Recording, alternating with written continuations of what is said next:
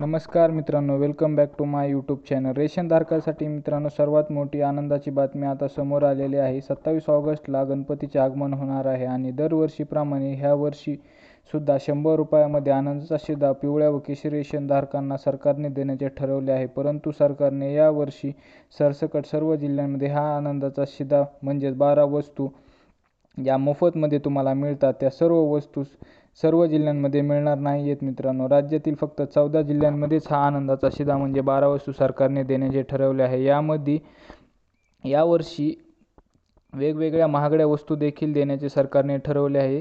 तर त्यासाठी मित्रांनो जे 14 जिल्हे कोणते आहेत व त्याबद्दलच्या काय अटी आहेत, ते कोणाला मिळणार आहे याबद्दलचा एक मोठा व्हिडिओ आपल्या यूट्यूब चॅनलला टाकलेला आहे.